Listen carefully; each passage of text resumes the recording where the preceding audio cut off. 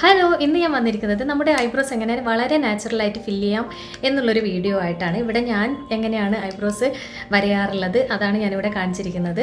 പിന്നെ ഓൾറെഡി എനിക്ക് 2-3 റിക്വസ്റ്റും വന്നിട്ടുണ്ടായിരുന്നു. ചേച്ചി ഐബ്രോസ് എങ്ങനെയാണ് ഫില്ല് ചെയ്യാറുള്ളത് ഒന്ന് കാണിച്ചു തരാമോ എന്ന് പറഞ്ഞിട്ടുള്ള കുറച്ച് റിക്വസ്റ്റും വന്നിട്ടുണ്ടായിരുന്നു. കൂടാതെ ഏത് പ്രൊഡക്റ്റൊക്കെയാണ് യൂസ് ചെയ്യാറുള്ളത് എന്ന് ചോദിച്ചിട്ടുണ്ടായിരുന്നു.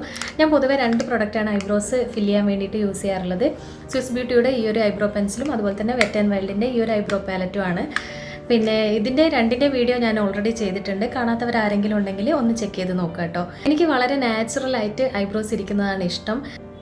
ഞാൻ എപ്പോഴും ഐബ്രോസ് എഴുതുമ്പോൾ ഇവിടെ നിന്നാണ് സ്റ്റാർട്ട് ചെയ്യുക.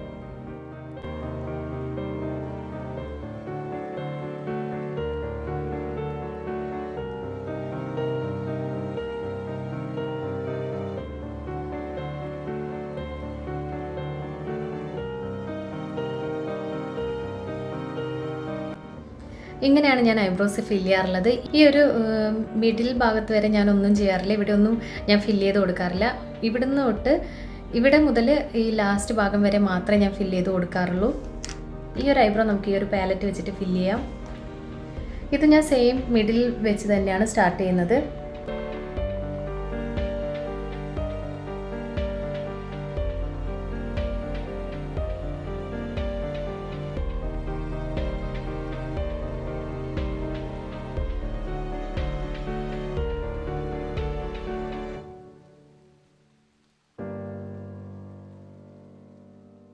അപ്പോൾ ഇത്രയേ ഉള്ളൂ. ഇങ്ങനെയാണ് ഞാൻ എൻ്റെ ഐബ്രോസ് ഫില്ല് ചെയ്യാറുള്ളത്.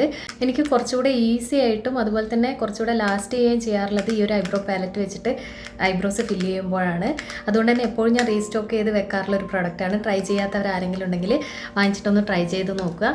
അതുപോലെ തന്നെ ഈ ഒരു വീഡിയോ ഇഷ്ടമായിട്ടുണ്ടെങ്കിൽ അതുപോലെ ഈ 2 പ്രൊഡക്റ്റും ഇഷ്ടമായിട്ടുണ്ടെങ്കിൽ ലിങ്കിന് വേണ്ടിയിട്ട് കമൻറ്റ് ചെയ്യുക. അടുത്ത വീഡിയോ ആയിട്ട് നാളെ കാണാം.